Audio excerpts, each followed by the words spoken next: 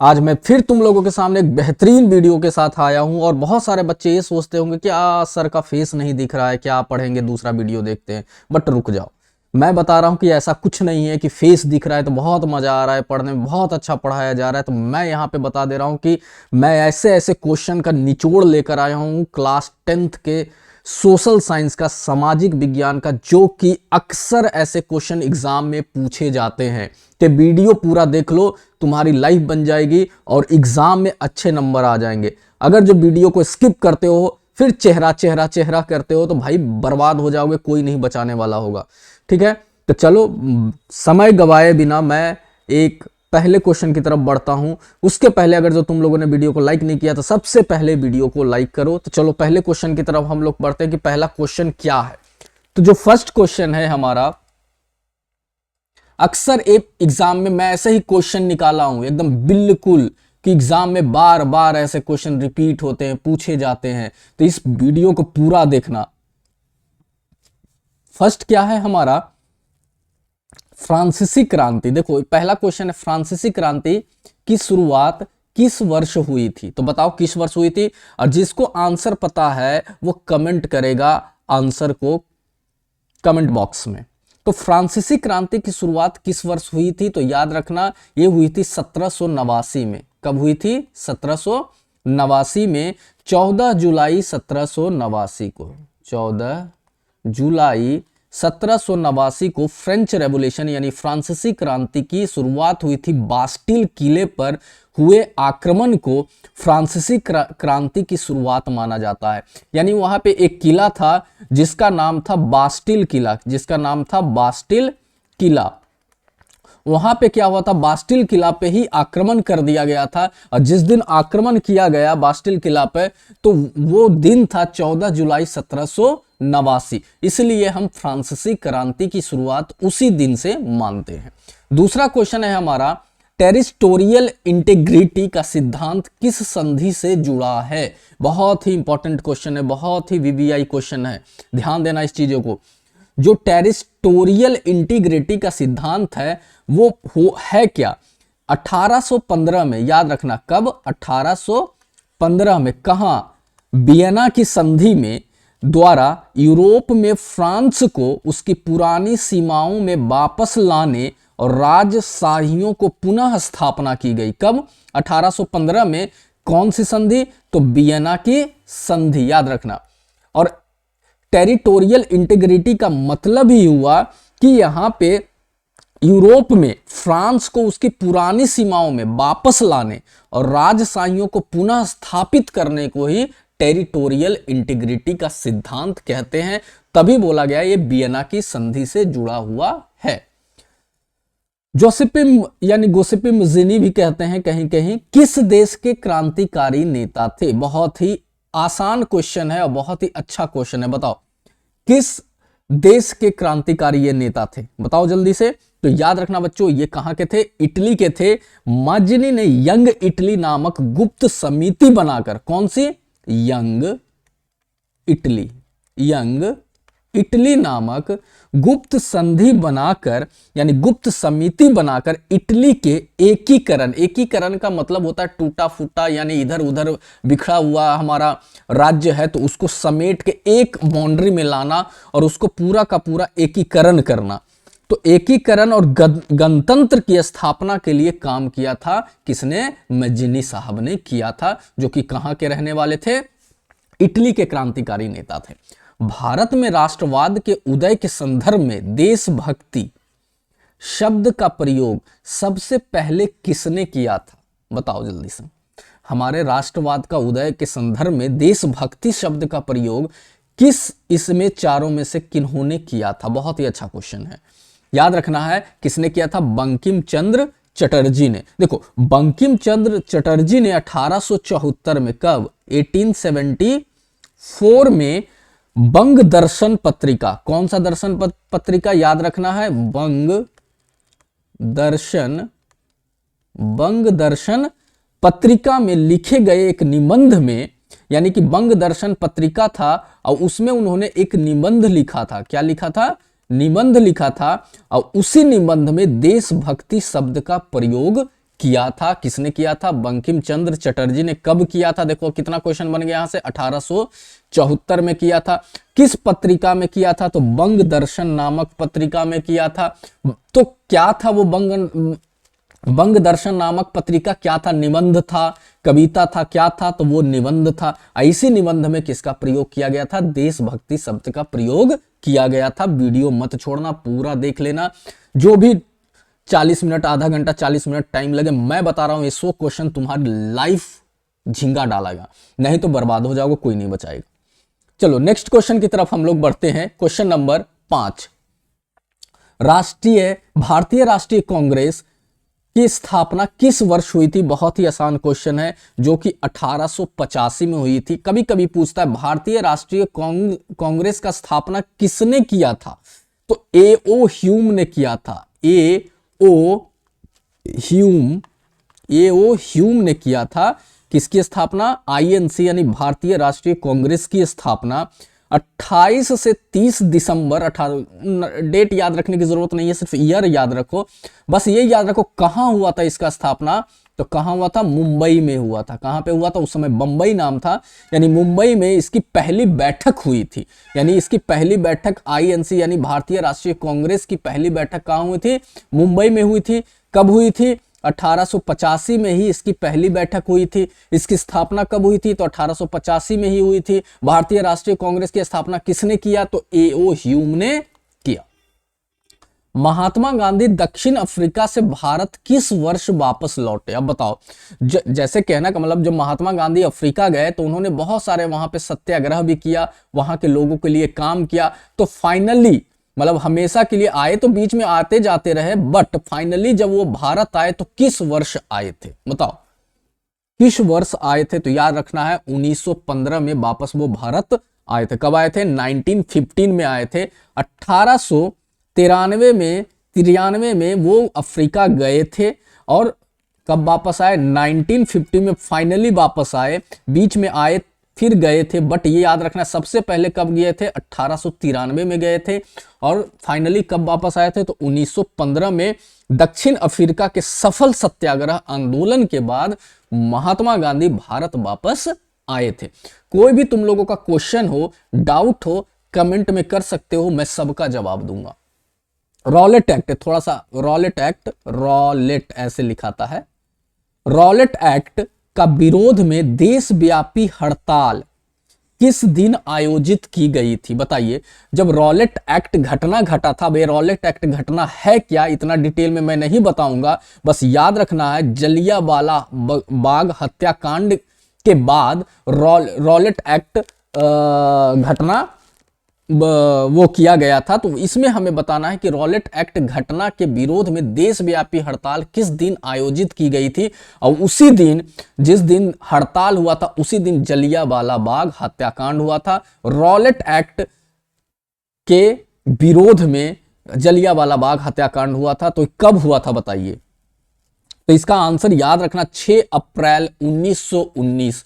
याद रखने का 1919, लेकिन कब? 6 अप्रैल 1919। 9 का उल्टा एकदम 6 होता है, इस तरीके से याद रखोगे। 6 अप्रैल 1919 में हुआ था। क्या हुआ था? जलियांवाला बाग हत्याकांड कहने का मतलब है, लेकिन ये रॉलेट एक्ट कुछ और है, मैं डिटेल में नहीं बताऊंगा, बस थोड़ा सा बता देता हूं। महात्मा गांधी ने रॉलेट एक्ट के विरोध में 6 अप्रैल 1919 को सर्वोदय का मतलब होता है देशव्यापी हड़ताल का आह्वान किया था। ठीक है ना।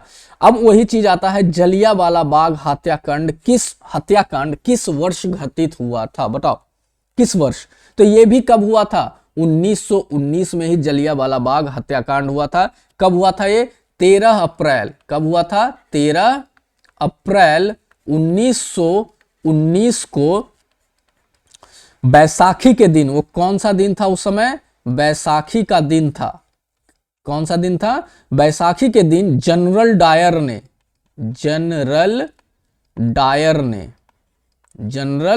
डायर ने अमृतसर के जलियांवाला बाग में निहत्थे लोगों पर गोलीबारी कराई थी।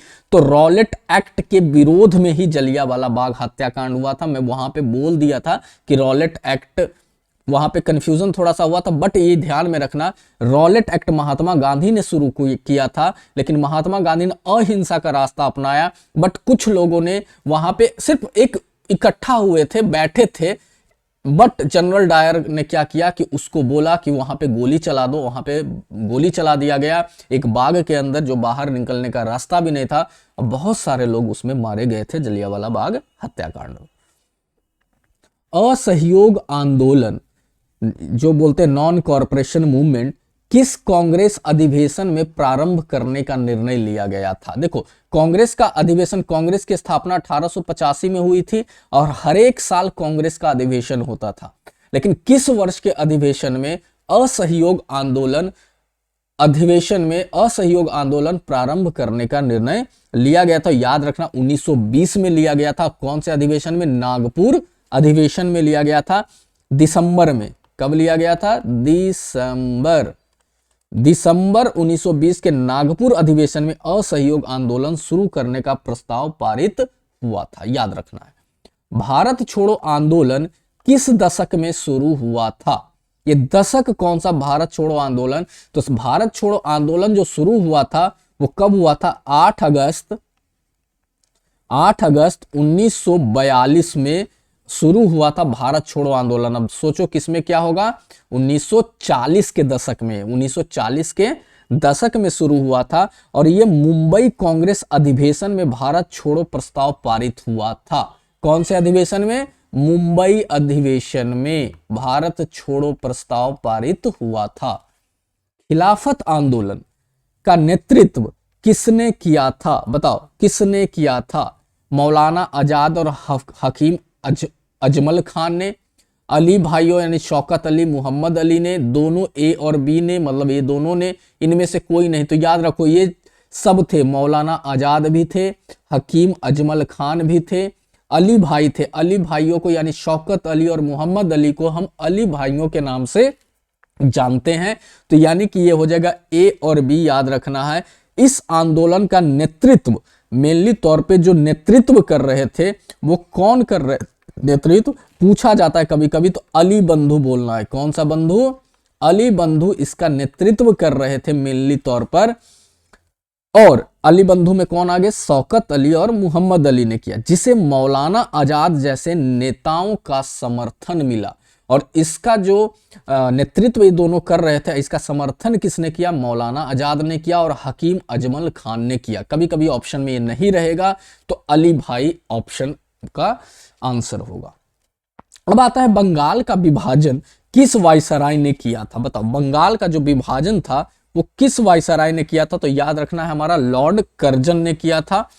और जो लॉर्ड कर्जन ने किया था, कब किया था? तो 1905 में बंगाल का विभाजन किया था। कब किया था? 1905 में लॉर्ड कर्जन ने फूट डालो और शासन करो की नीति के तहत बंगाल का विभाजन कर दिया। साल्ट मार्च, जिसको हम डांडी यात्रा कहते हैं, किस वर्ष हुई थी? तो याद रखना है 1930 में हुई थी। अब पूरा याद रखना है तो हम याद रखेंगे 12 मार्च 1930 को हुई थी। 12 मार्च 1930 को सॉल्ट मार्च यानी डांडी यात्रा शुरू हुई थी, जो गांधी जी ने साबरमती आश्रम से नमक कानून तोड़ने के लिए डांडी कूच किए गए। यानी साबरमती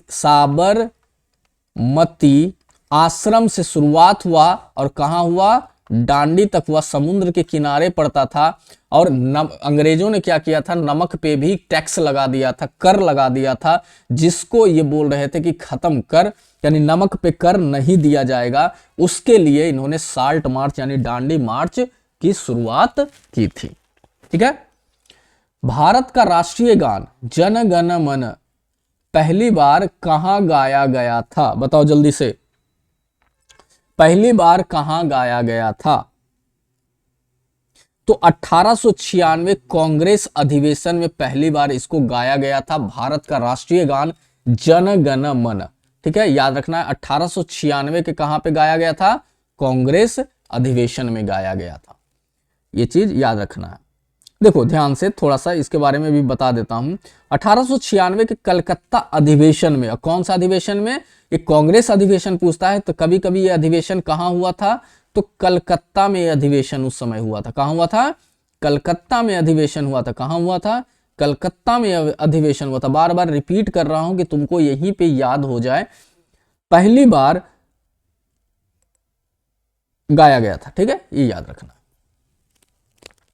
तो पहली बार रविंद्रनाथ टैगोर द्वारा, और ये कभी कभी पूछता है जन गण मन किसके द्वारा गाया गया था, किसके द्वारा रचित किया गया था, किसने इसको रचा था? तो याद रखना है किसने इसको रचा था जन गण मन को, तो रविंद्रनाथ टैगोर ने। किसने? रविंद्रनाथ टैगोर ने। ठीक है, क्लियर। लाहौर सत्याग्रह में कौन सा झंडा फहराया गया था? बताओ जल्दी से। तो चरखा वाला झंडा फहराया गया था लाहौर सत्याग्रह में। 26 जनवरी 1930 को, कब? 26 जनवरी 1930 को स्वराज दिवस के रूप में मनाया जाता है। जवाहरलाल नेहरू ने कहा हम स्वतंत्र हो गए, आजाद हो गए। कब? 26 जनवरी 1930 को, इसलिए स्वराज दिवस के रूप में मनाया गया था, जिसमें तिरंगे के स्थान पर गांधी जी द्वारा डिजाइन किया गया चरखा वाला झंडा फहराया गया था। याद रखना, कौन सा झंडा? चरखा वाला झंडा। किसने डिजाइन किया था? तो गांधी जी ने। प्रोटो इंडस्ट्रियलाइजेशन का अर्थ क्या है? बताओ। प्रोटो इंडस्ट्रियलाइजेशन का अर्थ जो है मेनली तौर पे होता है औद्योगिक क्रांति से पहले।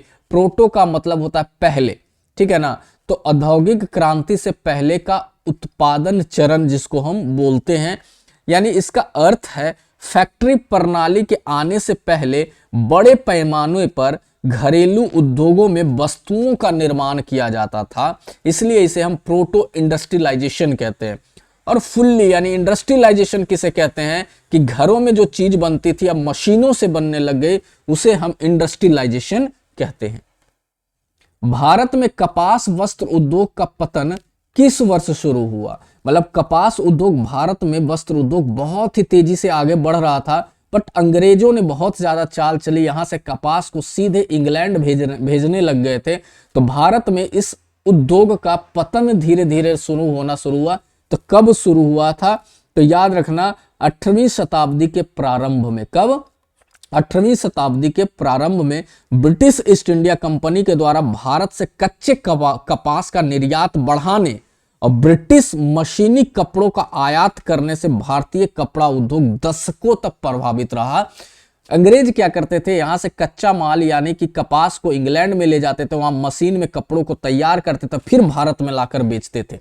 तो यहाँ के लोगों का रोजगार खत्म हो गया और यहाँ का उद्योग जो हो गया, वस्त्र उद्योग, धीरे धीरे क्या हो गया?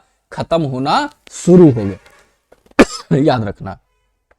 फ्लाई शटल, अब ये फ्लाई शटल है क्या, का आविष्कार किसने किया था? ये तो बहुत इजी है। फ्लाइट शटल का आविष्कार किसने किया था? तो जॉन के ने किया था। क्या किया था? जॉन के ने किया था। कब किया था? तो 1733 में जॉन के ने फ्लाई शटल का आविष्कार किया, जिससे एक व्यक्ति अकेले कपड़ा बुन सकता था। फ्लाई शटल कितना लोग सोच रहे होंगे हवाई जहाज जैसा, नहीं, कपड़ा बुनने की मशीन थी, उसको हम फ्लाई शटल कहते थे। पहले क्या था, कपड़ा एक आदमी अकेले नहीं बुन सकता था, 3 4 5 आदमी की जरूरत पड़ती थी, लेकिन उसने एक मशीन बनाई जिसका नाम था फ्लाई शटल, जिससे एक आदमी अकेले कपड़ा को क्या कर सकता था? बुन सकता था। 1733 में इसका आविष्कार किया गया। और किसने किया? जॉन के ने इसका आविष्कार किया। भारत में पहली कपास मिल कहां स्थापित की गई थी? बताओ, पहली कपास मिल भारत में कहां लगाई गई थी? तो मुंबई में लगाई गई थी। याद रखना, कहां लगाई गई थी? तो मुंबई में लगाई गई थी। कब लगाई गई थी? तो 1854 में लगाई गई थी मुंबई में। कब लगाई गई थी? 1854 में मुंबई में भारत की पहली कपास मिल, जिसे हम Bombay spinning and weaving company भी कहते हैं। यानी कौन सी कंपनी बनी थी? याद रखना है, लिख लो, Bombay spinning and weaving company की स्थापना हुई थी। औद्योगिक क्रांति के दौरान किस वस्तु का व्यापार सबसे अधिक हुआ? किस वस्तु का व्यापार औद्योगिक क्रांति के दौरान सबसे अधिक हुआ? बताओ जल्दी से मुझे। याद रखना, कपड़ा और सूती वस्त्र। कपड़ा और सूती वस्त्र। ब्रिटेन से कपड़ों का निर्यात, वैश्विक व्यापार सबसे प्रमुख था यहां पे। दुनिया का पहला मुद्रित पुस्तक, मुद्रित का मतलब होता है छप के जो आया, पहले हाथ से लिखा जाता था, मुद्रित का मतलब जो छप के आया, मुद्रित पुस्तक क्या था बताओ। तो याद रखना है बाइबिल था। क्या था? मुद्रित पुस्तक बाइबिल था। 1450 के दशक में गुटेनबर्ग, क्या? गुटेनबर्ग ने बाइबिल को मुद्रित करने वाले पहले ग्रंथ के रूप में प्रकाशित किया था। किसने किया था? तो गुटेनबर्ग ने किया था। यूरोप में मुद्रण प्रेस का आविष्कार किसने किया था? यूरोप में मुद्रण प्रेस का मतलब वही हो गया पुस्तक या कॉपी छपने वाली मशीन, प्रेस कहते हैं उसे, मुद्रण प्रेस कहते हैं। तो यूरोप में मुद्रण प्रेस का आविष्कार इसमें किसने किया था? तो याद रखना है गुटेनबर्ग, यही तो याद रखना है। कौन सा? गुटेनबर्ग ने किया था। जोहान्स में किया था। जगह का नाम है जोहान्स, ठीक है। जो इनका भी पूरा नाम है जोहान्स गुटेनबर्ग को मुद्रण क्रांति का जनक माना जाता है, जिन्होंने 1430 में प्रेस का आविष्कार किया था। कब किया था? 1430 में किया था प्रेस का आविष्कार, ये भी याद रखना है। लेकिन 1450 में पहली पुस्तक मुद्रित की गई, यानी 20 साल लग गए। भारत में पहला समाचार पत्र कौन सा था? बहुत ही इजी वीवीआई क्वेश्चन है भाई, बार बार पूछता है। भारत में का पहला समाचार पत्र कौन सा था? तो बंगाल गजट था। क्या था? बंगाल गजट था। 1780 में जेम्स अगस्टस हिक्की ने बंगाल गजट का प्रकाशन शुरू किया था। कब? 1780 में। और किसने किया था? तो ये नाम भी याद रखना है, जेम्स अगस्टस हिक्की।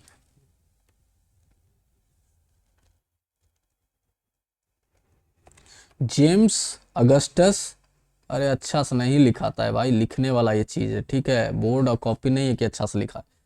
तो जेम्स अगस्टस हिक्की ने कब किया था? 1780 में बंगाल गजट समाचार पत्र का मुद्रण किया था। और पहला समाचार पत्र भारत का यही है, बंगाल गजट, याद रखना है, ठीक है। नेक्स्ट क्वेश्चन, रसमंचल, कौन सा? रसमंचल और चंद्रशेखर किसके द्वारा लिखित उपन्यास है? बताओ।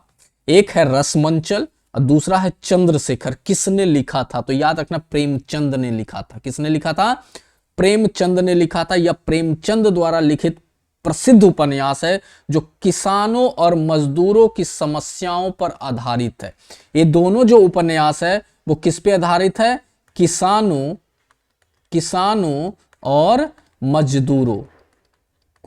और मजदूरों पर आधारित रसमंचल और चंद्रशेखर है।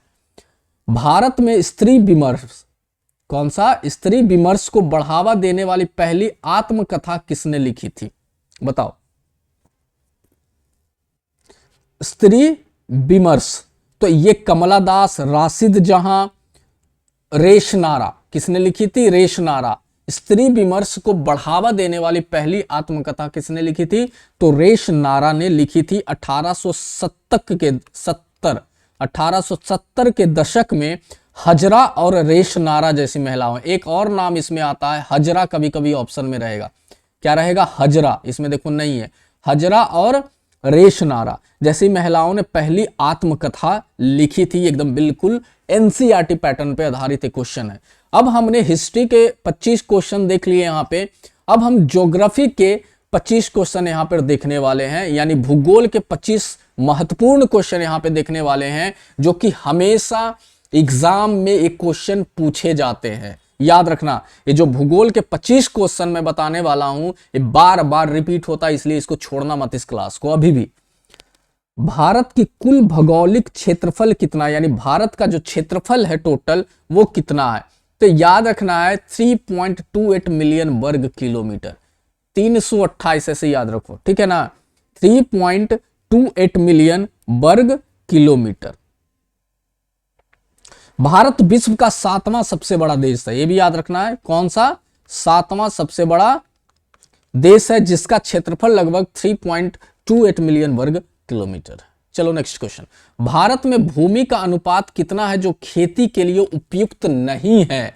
यानी भूमि का अनुपात, अनुपात नहीं, भूमि का प्रतिशत यहां होगा, भूमि का प्रतिशत कितना, यानी कितना प्रतिशत ऐसा भूमि है जो खेती के लिए उपयुक्त नहीं, यानी बंजर भूमि है। बताओ, याद रखना है 43%।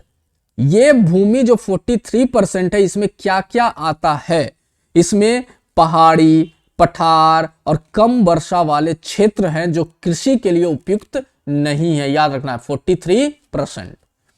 भारत, नेक्स्ट क्वेश्चन, अच्छा रिपीट हो गया है, कोई बात नहीं। ब्लैक साइल, साइल नहीं होता है, सॉइल होता है, ये गलत लिखा गया है, SOIL, सॉइल का मतलब मिट्टी।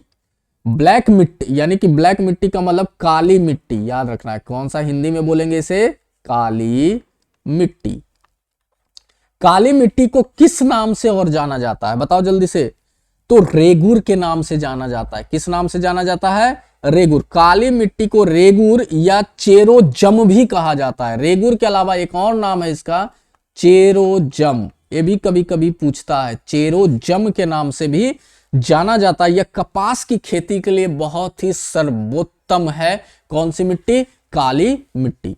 अरावली पर्वत श्रेणी किस दिशा से किस दिशा तक फैली हुई है? अरावली जो एक पर्वत श्रेणी है वो किस दिशा से किस दिशा तक फैली हुई है? तो याद रखना इसे, उत्तर पूर्व से दक्षिण पश्चिम। देखो ये समझ जाओ, ये पूरब हो गया, ये क्या हो गया हमारा? उत्तर हो गया, और ये क्या हो गया? दक्षिण हो गया, और ये क्या हो गया? पश्चिम हो गया, और ये क्या हो गया? उत्तर पूरब। क्या है? उत्तर पूरब। इन दोनों के बीच में आ गया तो उत्तर पश्चिम, उत्तर पश्चिम। ये क्या आ गया हमारा? उत्तर पूरब। लेकिन कहां फैला हुआ है? उत्तर पूर्व से दक्षिण पश्चिम। दक्षिण यानी यहां से दिल्ली से शुरू होता है वो, और कहां तक चला जाते हैं? ये राजस्थान, हरियाणा, गुजरात के कुछ भागों में अरावली पर्वत फैला हुआ है। तो याद रखना है कहां से? उत्तर पश्चिम से लेकर कहां तक? दक्षिण पश्चिम तक फैला हुआ है अरावली पर्वत। ठीक है, क्लियर? या दिल्ली से लेकर गुजरात, गुजरात के पालनपुर, कभी कभी पूछता है कि अरावली पर्वत श्रेणी गुजरात के किस क्षेत्र तक फैली हुई है? तो गुजरात के पालनपुर तक फैली हुई है। कहां पे? पालनपुर तक फैली हुई है। ये विश्व की, ये विश्व की नहीं, भारत की, हम अभी बोलेंगे, विश्व के बारे में नहीं पढ़ा रहा हूं। भारत की सबसे पुरानी पर्वत श्रेणी है कौन सी? अरावली पर्वत श्रेणी। भारत के कुल भौगोलिक क्षेत्र का कितना प्रतिशत भाग वनों द्वारा आच्छादित है? मतलब कितना प्रतिशत भाग भारत का में वन यानी पेड़ पौधे ये सारे चीजें लगी हुई हैं? तो बताओ कितना परसेंट? तो 33.5 याद रखना है, 33.5%। भारतीय वन नीति के अनुसार भारत का लक्ष्य 33% वन आवरण है। ठीक है ना, 33% वन आवरण है, लेकिन वर्तमान में यह 24.56 ही है। ठीक है ना, प्रतिशत है, लेकिन आदर्श रूप से कितना माना जाता है? 33.5 ही माना जाता है। याद रखना है तुम लोगों को। ठीक है बच्चों, चलो आगे बढ़ते हैं। जैव विविधता, देखो बोरिंग मत होना, बोर हो गए तो फिर कोई नहीं बचाने वाला होगा। इस क्वेश्चन को अच्छे से सुनो बार बार। इस 100 क्वेश्चन का सीरीज है, ज्यादा नहीं चलेगा। अब थोड़ा तेजी से लेकर मैं चलता हूं, देखते जाओ। जैव विविधता के संरक्षण के लिए सिल्वर जुबली कब मनाया जाता है? बताओ, सिल्वर जुबली जो है कब मनाया जाता है? तो 2000 में सिल्वर जुबली मनाया गया था। कब मनाया गया था? 2000 में सिल्वर जुबली मनाया, जबकि गोल्डन जुबली 2014 में मनाया गया था। गोल्डन जुबली 2014 में मनाया गया था। ठीक है ना, याद रखना। चलो नेक्स्ट क्वेश्चन की तरफ हम बढ़ते हैं। भारत में ज्वाइंट फॉरेस्ट मैनेजमेंट, कौन सा? ज्वाइंट फॉरेस्ट मैनेजमेंट की शुरुआत कब हुई थी? यानी भारत में ज्वाइंट फॉरेस्ट मैनेजमेंट की शुरुआत कब हुई थी? तो ये जो हुई थी वो पश्चिम बंगाल में हुई थी। कहां हुई थी शुरू? पश्चिम बंगाल में ज्वाइंट फॉरेस्ट मैनेजमेंट की शुरुआत हुई थी। कब हुई थी? तो ये थोड़ा सा नहीं जानने का जरूरत है, तो अगर जो जानने का मन है तो बता देता हूं। ये 1970 में हुई थी। कब हुई थी? 1970 में पश्चिम बंगाल के कहां? मिदनापुर जिले के, मिदनापुर जिले के अरबारी वन प्रभाग, अरबारी वन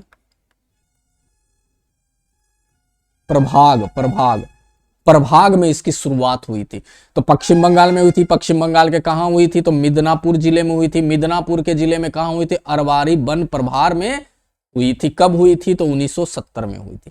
निम्नलिखित में से कौन सा एक बांध गंगा नदी पर बना हुआ है? इसमें से एक ऐसा बांध है जो गंगा नदी पर बना हुआ है, बताओ जल्दी से। भाखड़ा नागल नहीं है, हीराकुद नहीं है, हीराकुंड बोलते हैं, हीराकुंड नहीं है, तेहरी।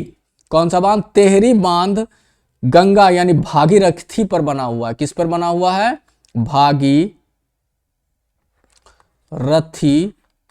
पर बना हुआ है। जबकि भाखड़ा नागल डैम जो है वो सतलज के ऊपर है। किस पे है? सतलज के ऊपर है। हीराकुद जो है वो महानदी के ऊपर है। कहां है? महानदी के ऊपर है, याद रखना। और नागार्जुन सागर जो है वो कृष्णा नदी पर बना हुआ है। कृष्णा नदी, ऐसे ही याद रखो, कृष्ण भगवान नाग के फन पर नाचे थे, तो कृष्णा से नाग, ठीक है ना। तो नागार्जुन सागर कृष्णा, हीराकुंड किस पे? महानदी, भाखड़ा नागल सतलज, और तेहरी जो है वो गंगा नदी के भागीरथी पर बना हुआ बांध है। ठीक है, चलो आगे बढ़ते हैं। बंगाल के उपसागर में आने वाले चक्रवात को क्या कहते हैं? बताओ। बंगाल के उपसागर, जो बंगाल है हमारा, बंगाल यहां पे है ना, तो ये जो है बंगाल का जो हमारा सागर है, तो यहां पे जो तूफान आते हैं, चक्रवात आते हैं, उसे हम क्या कहते हैं? तो याद रखना है, उसे चक्रवात ही कहते हैं। क्या कहते हैं? चक्रवात ही कहते हैं। फिलीपींस और चीन में टाइफून कहते हैं। कहां कहां? चीन में और फिलीपींस में।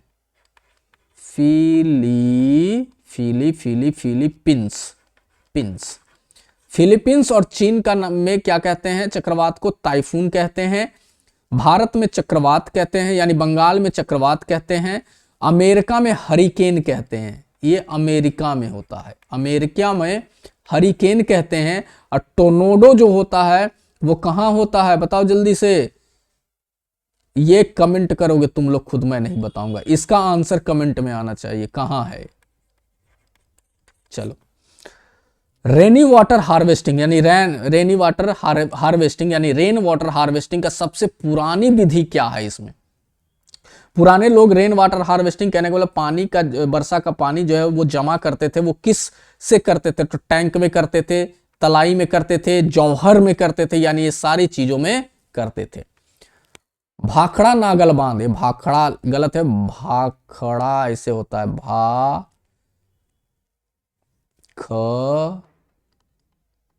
ऐसे, ठीक है, टाइपिंग मिस्टेक हुआ है। भाखड़ा नागल बांध किस नदी पर है? अभी बताया था मैं, इसके जस्ट पहले पे बताया था मैं। भाखड़ा नागल बांध सतलज नदी पर है। किस पे है?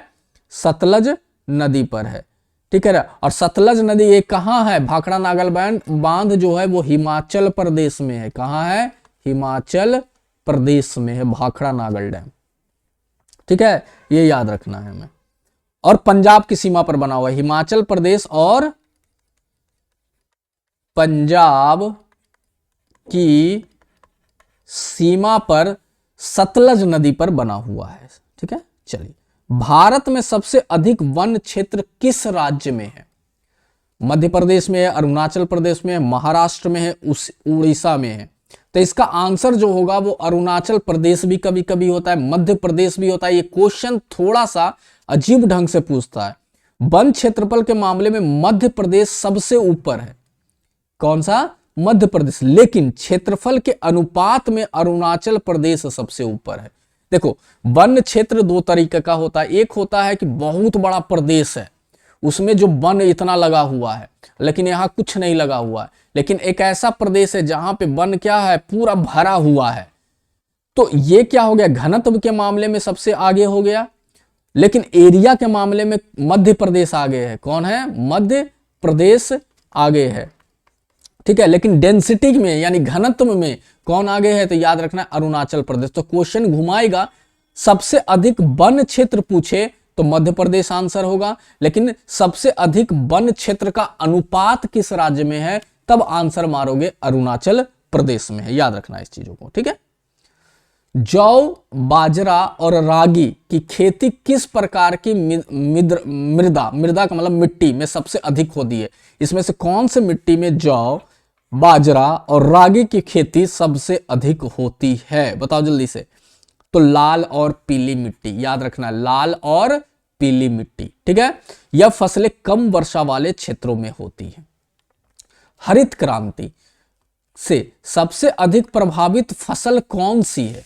हरित क्रांति जब हुआ तो उसमें सबसे अधिक प्रभावित फसल कौन सी है? बताओ। तो गेहूं और चावल है। हरित क्रांति मुख्य रूप से गेहूं और चावल की उत्पादकता बढ़ाने पर केंद्रित थी।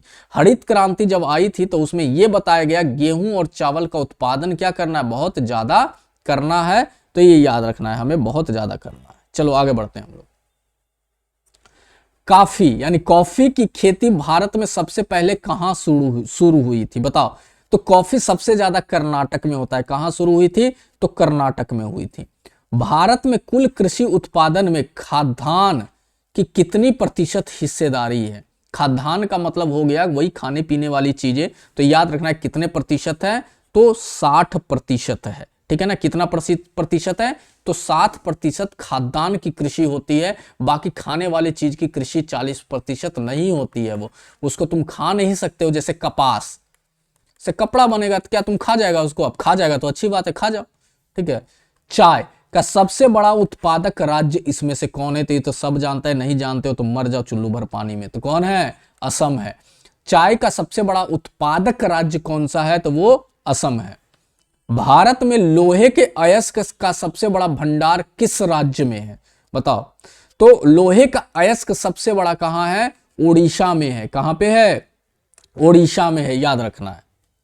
मैग्नीज यानी मैग्नीज का सबसे बड़ा उत्पादक राज्य कौन है? यानी सबसे ज्यादा मैग्नीज कौन से राज्य में होता है?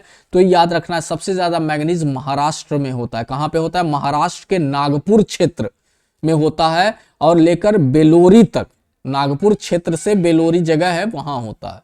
भारत का पहला तेल शोधन कारखाना कहां स्थापित किया गया था? बताओ जल्दी से। तो कहां स्थापित किया गया था? तो दिघोई यानी असम में किया गया था, ठीक है ना। कब किया गया था? तो 1901 में किया गया था। कब किया गया था? 1901 में असम के दिघोई में भारत का पहला तेल शोधन कारखाना लगा था। न्यूक्लियर पावर प्लांट के लिए किस खनिज की आवश्यकता होती है? यानी अगर जो तुम्हें न्यूक्लियर पावर प्लांट लगाना है तो सबसे ज्यादा कौन सा खनिज चाहिए? बताओ कौन सा खनिज चाहिए? तो यूरेनियम चाहिए। बहुत खतरनाक खनिज है। तो कौन सा खनिज चाहिए? तो यूरेनियम की सबसे अधिक मात्रा में जरूरत पड़ती है। परमाणु विद्युत संयंत्रों में ईंधन के रूप में यूरेनियम का प्रयोग किया जाता है। Tata iron and steel company यानी टिस्को की स्थापना किस वर्ष हुई थी? तो ये 1907 में हुई थी। स्थापना कहां हुई थी? 1907 में दोराबजी टाटा द्वारा की गई थी। कौन सा? दोराबजी टाटा। दोराबजी टाटा के द्वारा की गई थी, याद रखना है। टाटा स्टील कंपनी है। सॉफ्टवेयर टेक्नोलॉजी पार्क जिसको एसटीपी कहते हैं का उद्देश्य क्या है? सॉफ्टवेयर में क्या लोहा उत्पादन होगा? बताओ जल्दी से। अरे गधा, सॉफ्टवेयर जो बहुत सारा एप्स होते हैं मोबाइल फोन्स में, तो वो सब की बात हो रही है। टेक्नोलॉजी पार्क का उद्देश्य क्या है? लोहा उत्पादन तो कभी हो, क्या होगा? सूचना प्रौद्योगिकी का विकास होगा। कपड़ा ये सब कुछ नहीं होगा, ठीक है ना। आईटी क्षेत्र को बढ़ावा देने और डिजिटल क्रांति के लिए इन पार्कों की स्थापना की जाती है। भारतीय रेलवे का मुख्यालय कहाँ स्थित है? तो इस सब याद रखना है। दिल्ली या नई दिल्ली? दिल्ली नहीं है, नई दिल्ली। देखो कभी कभी कंफ्यूज करेगा। क्या है हमारा? नई दिल्ली। रेलवे मंत्रालय और रेलवे बोर्ड का मुख्यालय नई दिल्ली में। गोल्डन चतुर्भुज किससे संबंधित है? बताओ। गोल्डन चतुर्भुज रेलवे लाइन इधर से इधर पास हुआ है, जिसको हम गोल्डन चतुर्भुज के नाम से जानते हैं। क्या इसको जानते हैं? नहीं, उसको डायमंड के नाम से जानते हैं। ये डायमंड चतुर्भुज है।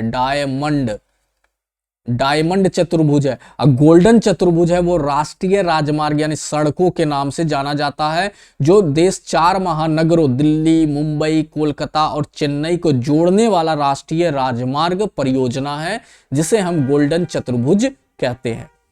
अब हम यहाँ पे पॉलिटिकल साइंस यानी राजनीतिक विज्ञान से क्वेश्चन करने वाले हैं, यानी पॉलिटिकल साइंस से कुछ कुछ क्वेश्चन अब यहाँ पे आएगा तुम लोगों के सामने। ठीक है, चलो तो 51 से लेकर 75 तक हम पॉलिटिकल साइंस करेंगे, उसके बाद अर्थशास्त्र का करेंगे। ठीक है, तो बेल्जियम में जनसंख्या का कितना प्रतिशत भाग डच भाषी है? बताओ।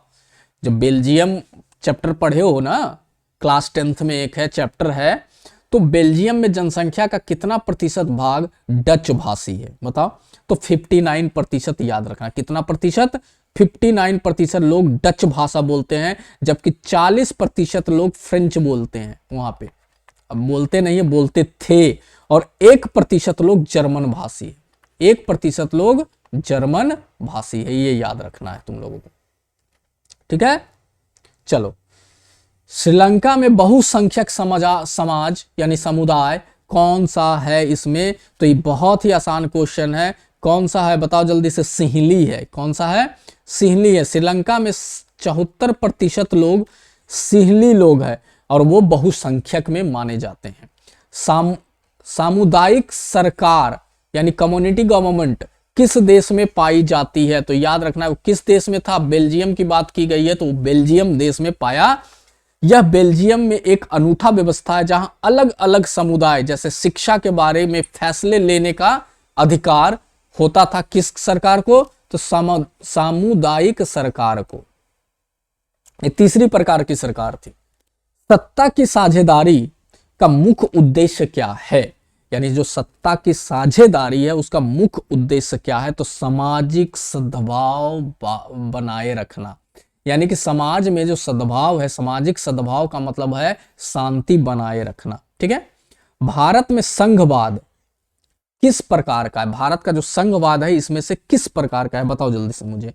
तो भारत में रख रखाव करने वाला है। क्या है? रख रखाव करने वाला, यानी कहने का मतलब होल्डिंग टुगेदर, यानी एक साथ चलने वाली व्यवस्था भारत में है। ठीक है ना, जहां पे क्योंकि भारत विविधतापूर्ण देश है जो केंद्र और राज्यों के साथ मिलकर बना, इसलिए इसे होल्डिंग टुगेदर कहा जाता है। कहने का मतलब जब हमारा भारत की बात होती है तो ये सेंट्रल गवर्नमेंट है, ये स्टेट गवर्नमेंट है और ये क्या है? हमारा लोकल गवर्नमेंट है। ठीक है ना, लेकिन जब हम बात करते हैं तो यहाँ तीनों साथ में काम करते हैं। तो तीनों साथ में काम करने का मतलब है मुख्य न्यायाधीश की बात करते हैं।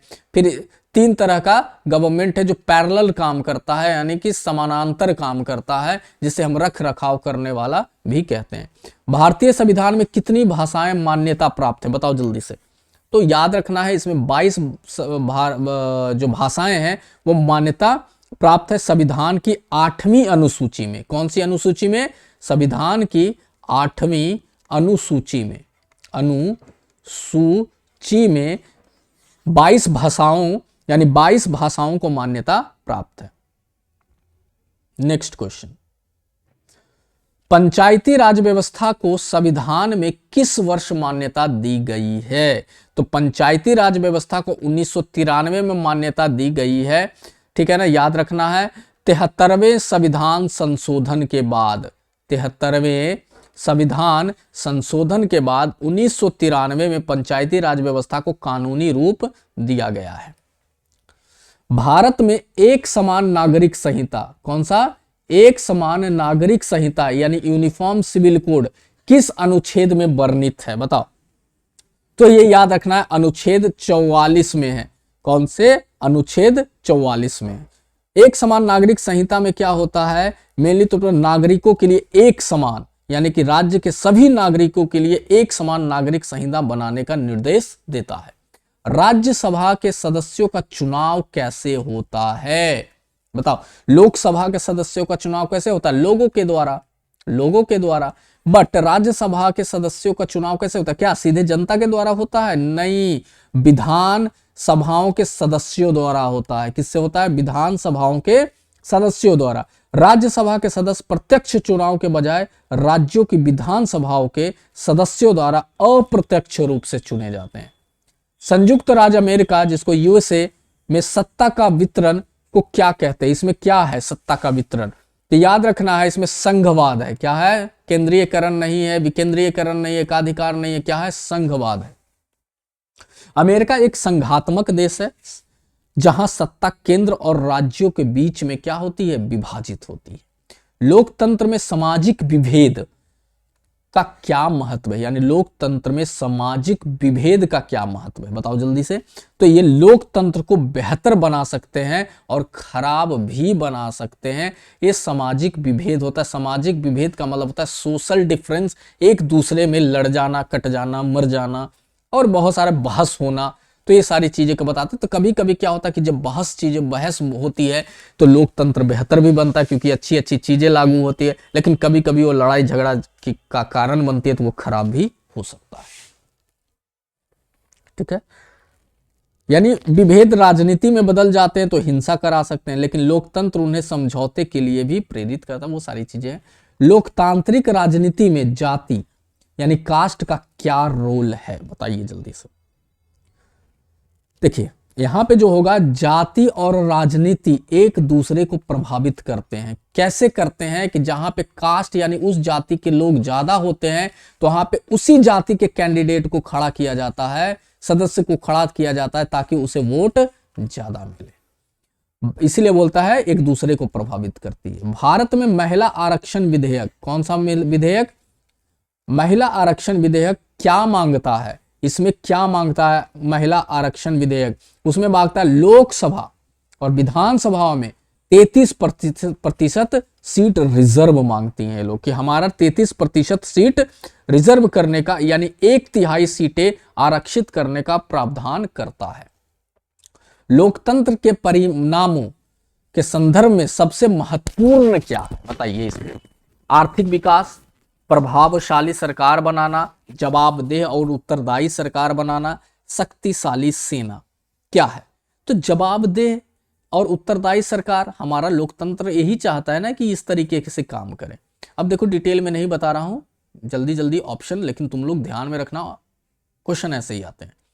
आर्थिक विकास की दर, डिटेल में भी सब टॉपिक में डिटेल में लाने वाला हूं चैनल पे, एक एक टॉपिक डिटेल में आएगा कुछ दिनों में।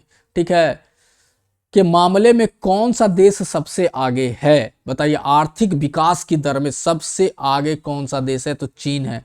कौन सा देश है, चीन। भारत, बांग्लादेश और पाकिस्तान की तुलना में आर्थिक विकास की दर चीन का सबसे आगे है, लेकिन अभी भारत सबसे आगे है। वो पुराना डाटा है बट याद वही रखना है। लोकतंत्र में असमानता का क्या होता है, असमानता का मतलब लोकतंत्र में क्या होता है, तो लोकतंत्र में असमानता का मतलब इसे कम किया जा सकता है, बिल्कुल कम किया जा सकता है। असमानता यानी कि छुआछूत हो गया, या फिर तुम कौन हो, मैं, तुम उस जाति के हो, मैं इस जाति के हो, तो बहुत सारे असमानता है, तो उसे कम किया जा सकता है, या इसे पूरी तरह समाप्त नहीं किया जा सकता है। ये स्वाभाविक है, ए या बी दोनों। तो देखो इसे कम किया जा सकता है लेकिन इसे पूरी तरह समाप्त नहीं किया जा सकता, यानी ए और बी दोनों होगा।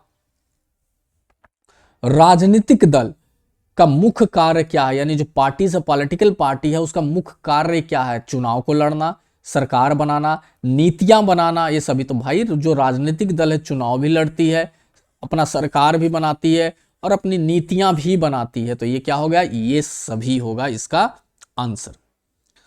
भारत में एक राष्ट्रीय पार्टी होने के लिए क्या आवश्यक है, बताओ। एक राष्ट्रीय पार्टी अगर जो कोई बने, सबसे बड़ी पार्टी नेशनल पार्टी जो सब राज्यों में चुनाव लड़ सकती है, उसके लिए कम से कम क्या होना जरूरी है, तो कम से कम 3 राज्यों में 6% वोट और 4 राज्यों में 4 सीटें होनी चाहिए, कम से कम। तभी आप एक नेशनल पार्टी, राष्ट्रीय पार्टी बन पाते हैं।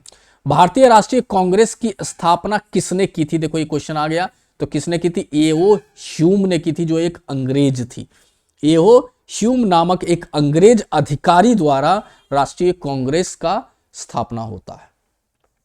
भारत में बहुदलीय प्रणाली क्यों है, बताइए। भारत में जो बहुदलीय प्रणाली क्यों है, बहुदलीय का मतलब बहुत सारे दल, बहुत सारे पार्टी हैं, वो क्यों है, तो ये सब कारण है। देखो देश हमारा बहुत बड़ा है, यहाँ का सामाजिक और भौगोलिक विविधता है, हर एक 10-20 किलोमीटर में भाषा चेंज हो जाती है, लोगों का रहन सहन चेंज हो जाता है, यहाँ कई भाषाएं हैं, तो ये सभी के कारण हो सकते हैं। राजनीतिक दलों के सुधारों के लिए सेवा दल की शुरुआत किसने की थी? बताइए, राजनीतिक दल में जो सुधार होगा उसके लिए सेवा दल की शुरुआत किसने की थी? ये तो करेंगे नहीं भाई साहब, तो हमारे कौन करेंगे? नीतीश कुमार, बिहार के मुख्यमंत्री नीतीश कुमार ने, बिहार के मंत्री नीतीश कुमार ने राजनीतिक दलों को सुधारने और चुनाव में धन बल को कम करने के लिए इसकी शुरुआत की थी। याद रखना इस चीजों को, ठीक है। चलो नेक्स्ट क्वेश्चन पढ़ते हैं हम लोग।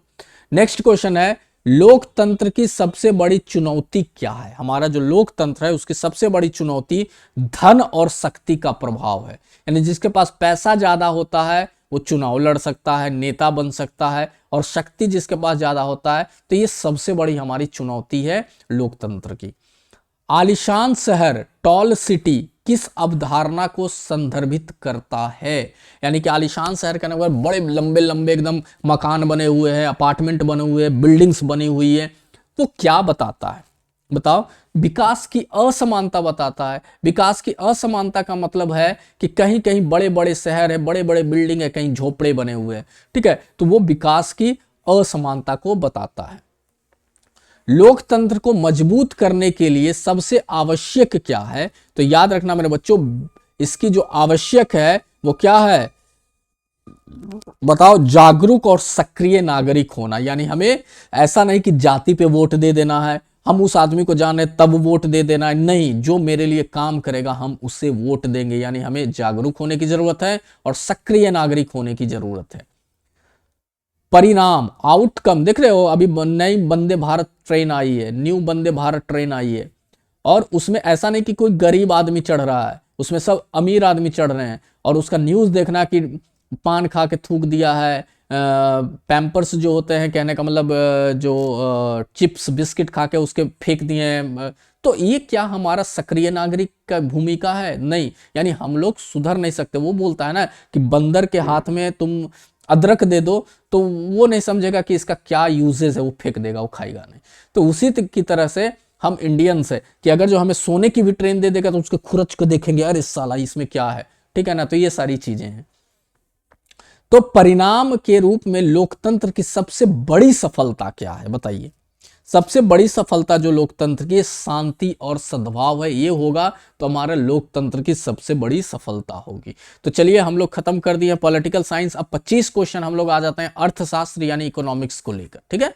चलिए, तो ये अर्थशास्त्र इकोनॉमिक्स का 25 क्वेश्चन मैं अभी करवाने वाला हूं। ये भी एग्जाम में बार बार पूछे जाते हैं, जिसका कोई भी नहीं है। मैं इस 25 क्वेश्चन वैसे ही उठा के लाया हूं जो बार बार रिपीट होते हैं एग्जामिनेशन में, ठीक है। विकास यानी डेवलपमेंट के लिए सबसे सामान्य सूचक क्या है? बताइए। सामान्य सूचक क्या है डेवलपमेंट यानी विकास के लिए? साक्षरता दर बढ़नी चाहिए, स्वास्थ्य सुविधाएं होनी चाहिए, प्रति व्यक्ति आय बढ़नी चाहिए, शिक्षा का स्तर बढ़ना चाहिए। तो प्रति व्यक्ति आय बढ़नी चाहिए, क्योंकि जब हमारे पास पैसा आएगा तो ये सब अपने आप आ जाएगा ना। यस, फिर मेला घूमने चलेंगे क्या? चलो आगे बढ़ो। 76 नंबर हो गया। 77, मानव विकास सूचकांक यानी HDI इसको बोलते हैं, में क्या शामिल नहीं है? यानी मानव विकास सूचकांक में इसमें से 3 शामिल है, एक नहीं है। कौन नहीं है बताओ जल्दी से। तो इसमें जो शामिल नहीं है वो बेरोजगारी दर शामिल नहीं है। बाकी ये तीनों चीज मानव विकास, यानी मानव विकास में ये भी काम आएगा, ये भी काम आएगा, ये भी काम आएगा। तो क्या बेरोजगारी दर काम आएगा? नहीं। तो ये नहीं है, नहीं है, नहीं है। चलो, सतत विकास यानी सस्टेनेबल डेवलपमेंट का मुख्य उद्देश्य क्या है? यानी हमारा जो विकास होना चाहिए उसका मुख्य उद्देश्य क्या है? भविष्य की पीढ़ी की जरूरतों को खतरे में डाले बिना विकास करना, यानी हम उतना ही चीजों को यूज करें जितना हमारे लिए उपयोगी है। हमारे आने वाले बच्चे, हमारे आने वाले पोते पोतियों, नाते नातियों, तुम्हारी भी बात कर रहा हूं, उसके लिए भी तो कुछ छोड़ दो, ठीक है। तो बेतरतीब तरीके से हमें नेचर की चीजों को यूज नहीं करना चाहिए, आने वाली पीढ़ियों के लिए भी छोड़ देना चाहिए। उसी को हम लोग सतत विकास कहते हैं। तो ये होगा। भारत में राष्ट्रीय विकास परिषद की स्थापना किस वर्ष हुई थी? यानी नीति आयोग कभी कभी बोलते हैं कि स्थापना किस वर्ष हुई थी? तो याद रखना है 2015 में हुई थी। कब हुई थी? 2015 2015 में हुई थी। योजना आयोग को खत्म कर दिया गया और उसके जगह पे नीति आयोग लाया गया, राष्ट्रीय विकास परिषद लाया गया। पहले इसके जगह पे योजना आयोग था, योजना आयोग इसका नाम था। अब नाम को खत्म करके राष्ट्रीय विकास परिषद 2015 में लाया गया। किस क्षेत्र की प्रकृति द्वारा प्रदान की गई सामग्रियों का प्रयोग प्राथमिक है यानी फर्स्ट है? बताइए किस क्षेत्र? अरे भाई किस क्षेत्र, तो यही होगा ना प्राथमिक क्षेत्र। यानी प्राथमिक क्षेत्र में क्या आता है? कृषि आता है।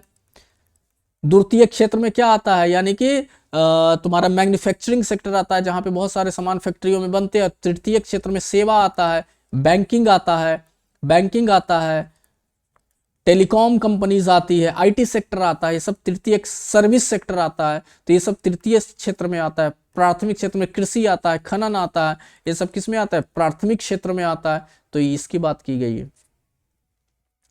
कृषि किस क्षेत्र में आती है? अभी फिर बात रहा हूं किस क्षेत्र में आती है, तो प्राथमिक क्षेत्र में कृषि आती है। जीडीपी का पूर्ण रूप क्या है? ग्रॉस डोमेस्टिक प्रोडक्ट होता है, याद रखना। ये जीडीपी होती क्या है ये बाद में बताऊंगा।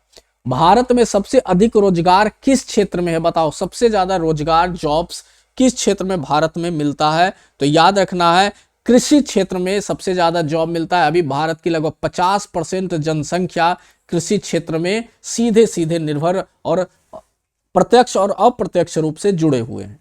संगठित क्षेत्र का मतलब होता है जो परमानेंट जॉब होती है, जैसे गवर्नमेंट जॉब हो गई, जिसमें हमें क्या सारी सुविधाएं दी जाती है, उसे संगठित क्षेत्र कहते हैं। असंगठित क्षेत्र क्या होता है? जैसे कोई ठेला लगाता है, कोई दुकान लगाता है, तो वो असंगठित क्षेत्र हो गया। तो संगठित क्षेत्र की विशेषताएं इसमें क्या है बताइए जल्दी से। सरकारी नियमों का पालन करना, भाई सबसे बड़ी काम है ये, सरकारी नियमों का हम पालन करेंगे। आगे बढ़ो। महात्मा गांधी राष्ट्रीय ग्रामीण रोजगार गारंटी अधिनियम मनरेगा, अब मनरेगा का नाम बदल दिया गया है, राम श्री राम कर दिया गया है मनरेगा का नाम, ठीक है ना। तो मनरेगा किस वर्ष लागू किया गया था मेरे बच्चों? बता दो जल्दी से, डेयरी मिल्क मिलेगा। 2005 में किया गया था। मुद्रा 2005 में किया गया था, याद रखना मनरेगा का ये। लेकिन फरवरी 2006 में इसे 200 से सबसे अधिक पिछड़े जिलों में लागू किया गया था, लेकिन पासिंग 2005 में हुई थी। मुद्रा यानी मनी जो होता है, पैसा जो होता है, किसे स्वीकार किया जाता है? केवल कागज के नोट, केवल सिक्के, कुछ ऐसा जो बदले में सामान और सेवाएं खरीदने के काम आए, सोना और चांदी? बताओ जल्दी से क्या होगा? अरे कुछ ऐसा जो बदले में सामान और सेवाएं खरीदने में काम आए। मनी जो स्वीकार किया जाता है, जैसे हम पैसा दे तो हम कुछ सामान या सेवा हम खरीदेंगे। बैंकों में जमा राशि का कितना प्रतिशत नगद रूप में रहना होता है? यानी कि कितना प्रतिशत नगद? देखो बैंकों में जमा, बैंक क्या होता है? RBI, reserve bank of India. यानी कि कोई बैंक है, मान लो कोई एबीसी बैंक है, तो इसके पास हमेशा कितना राशि होना चाहिए बैंक में? 10%। जितना उसका बिजनेस का टर्नओवर है, उसका कितना पैसा हमेशा जमा होना चाहिए? बताइए जल्दी से। 15% हमेशा। मान लो उसके पास 100 करोड़ है, तो 15 करोड़ रुपया वहां उसके बैंक में जमा होना चाहिए हमेशा। ये बैंकों की बात हो रही है, तुम्हारी बात नहीं हो रही। ऋण का मतलब होता है उधार लेना। किसे कहा जाता है? बताओ जल्दी से। ऋण किसे कहा जाता है? ऋण जो होता है मिली तौर पर समझौता होता है, जिसमें ऋणी भविष्य में धनराशि वापस करने का वादा करता है। 2000 रुपए दे दे भाई, कल मैं वापस कर दूंगा। जब मैं कल उसको फोन कर रहा हूं तो फोन स्विच ऑफ है, वापस नहीं कर रहा है। कल दे दूंगा, परसों दे दूंगा, कल दे दूंगा, परसों दे दूंगा। बट ऋण होता क्या है? जब हम किसी से पैसे लेते हैं तो उससे वादा करते हैं भाई मैं लौटा दूंगा, ठीक है। चलो, औपचारिक ऋण, देखो एक दो तरह का ऋण होता है, औपचारिक ऋण, अनौपचारिक ऋण। औपचारिक ऋण हम लोग कहां? बैंक में लेते हैं। अनौपचारिक ऋण अपने सगे संबंधियों, अपने फ्रेंड से लेते हैं। तो औपचारिक ऋण का सबसे बड़ा स्रोत क्या है? बैंक और सहकारी समितियां हैं। साहूकार, व्यापारी, दोस्त और रिश्तेदार, ये सब अनौपचारिक ऋण का स्रोत है, याद रखना। गरीबों के लिए आत्मनिर्भरता का मुख्य उद्देश्य क्या है? बताओ जल्दी से। संगठित होकर औपचारिक बैंकिंग से ऋण लेना, यही है ना। जब अनौपचारिक तरीके से जब ऋण लेंगे तो बहुत सारा क्या होता है, इंटरेस्ट लेता है वो लोग, तो जिससे क्या होती है, बहुत सारा प्रॉब्लम क्रिएट होती है, ठीक है ना। तो ये याद रखना है हमें। गरीब महिलाओं को बचत करने और सामूहिक रूपों से बैंक में ऋण लेने में मदद करता है SHG ग्रुप। जब बुक में पढ़ोगे तो एक ग्रुप है, सेल्फ हेल्प ग्रुप जिसको बोलते हैं।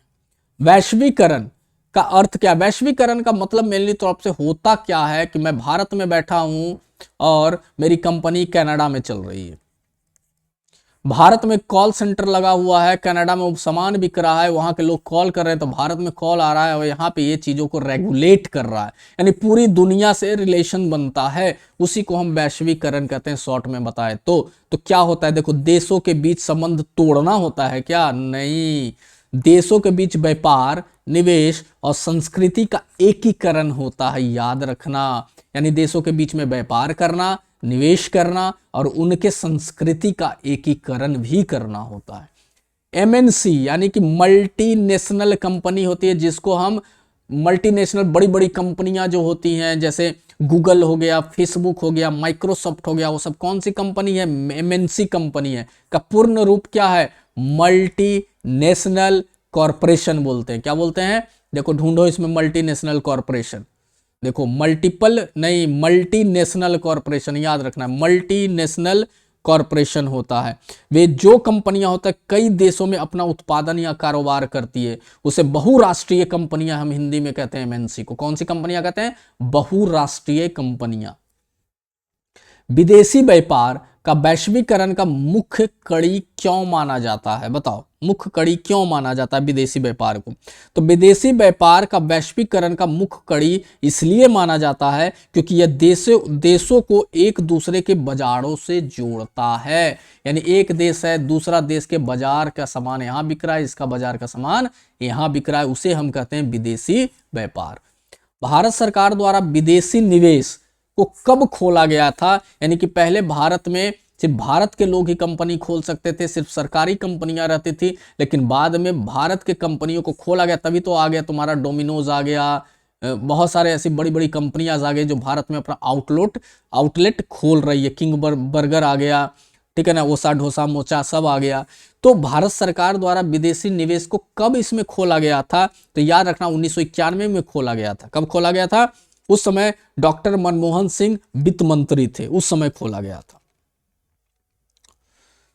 विश्व व्यापार संगठन जिसको हम वर्ल्ड ट्रेड ऑर्गेनाइजेशन कहते हैं की स्थापना किस वर्ष हुई थी? तो 1945 में हुई थी।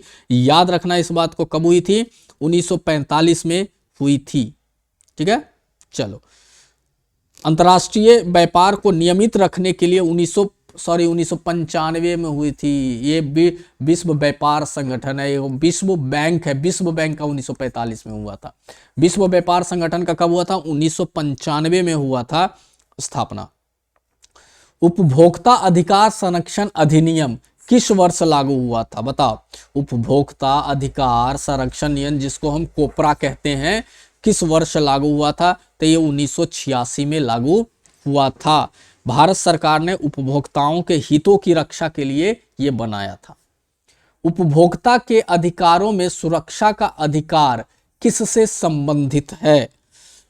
तो गुणवत्ता और हानिकारक उत्पादों से सुरक्षा। अगर जो कोई दुकानदार तुम्हें एक्सपायरी माल बेचता है चीजें, तो तुम यहाँ पे कॉल सेंटर पे उसका कंप्लेन कर सकते हो, तो उस पर फिर क्या हो जाएगी? कार्रवाई हो जाएगी। भारत में उपभोक्ता फोरम, या आप MRP से कोई ज्यादा पैसा ले रहा है तो उसका कंप्लेन कर सकते हो। भारत में उपभोक्ता फोरम किस स्तर पर होता है? बताइए, उपभोक्ता जो फोरम होता है, जो तुम्हारी बात को सुनता है, तुम्हारी कंप्लेन को लेता है, वो किस स्तर पर होता है? तो ये जो होता है भारत में जिला, राज्य और राष्ट्रीय स्तर, तीनों स्तर पर ही काम करता है। ISI अंकन किसे प्रदान किया गया है? ISI अंकन देखना, बहुत सारा ऐसा प्रोडक्ट रहेगा, सामान रहेगा जिसमें ISI मार्क रहेगा, ठीक है ना। तो वो किसे प्रदान किया गया है? किस फील्ड में इसे दिया जाता है? तो उन उत्पादों को जो निश्चित मानकों पर खड़े उतरते हैं, मान लिया उनका उत्पाद लोगों के लिए अच्छा होता है, शुद्ध होता है, ठीक है ना, तो उसे ISI दिया जाता है।